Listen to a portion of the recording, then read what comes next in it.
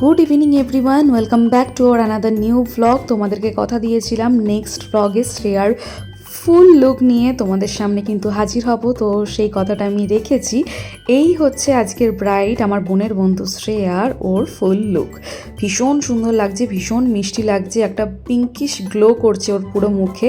আর একটা রানি কালারের বেনারসি পরেছিল, আমিও কিন্তু পিঙ্কের ওপরেই একটা শাড়ি পরেছিলাম।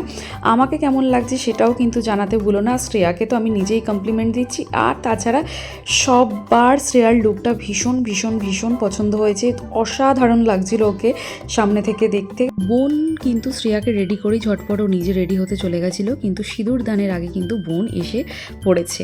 তো এই সেই সুন্দর মুহূর্ত আজকের সিঁদুর দান। শ্রেয়াকে সিঁদুর পরার পর ভীষণ সুন্দর লাগছিল দেখতে, আর ব্যাকগ্রাউন্ড যেরকম হওয়া উচিত সেরকমই আছে। তো যাই হোক, সিঁদুর দান হয়ে গেল কমপ্লিট। সিঁদুর পরার পর ওকে ভীষণ মিষ্টি লাগছে। তো জানিও যে আমাকে কেমন লাগছিল বিয়েবাড়িতে পিঙ্ক শাড়িটা পরে, আর শ্রেয়াকেও কেমন লাগছে সেটাও কিন্তু জানাতে একদম ভুলো না। একে একে আমি সবার লুক শেয়ার করছি। আর বোনের যেহেতু ওখানে পার্টি মেকআপ হচ্ছিল সেই কারণে একটু লেট হয়ে গেল, আর আমরা চলে এলাম কিন্তু এবার খাওয়া দাওয়ার জায়গায়। খাওয়া দাওয়ার অ্যারেঞ্জমেন্ট ভীষণ ভালো হয়েছিল। আর ননাই খাচ্ছে এখন মাখা সন্দেশ। এমা তুমি কি নিয়ে এসছো? ও বাবা, মিমিকে খাওয়াচ্ছে। আর আমার জন্য ব্রাইড কাকে কল করছে? বরকে। ব্রাইড চলে গেছে।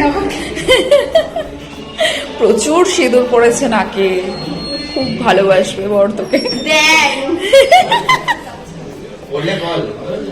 সো ফাইনালি বিয়ে তো হয়ে গেল, বিয়ে ডান। আর এখানে ছিল শ্রেয়ার বসার জায়গাটা, দেখেছো খুব সুন্দর করে ডেকোরেশন করেছে।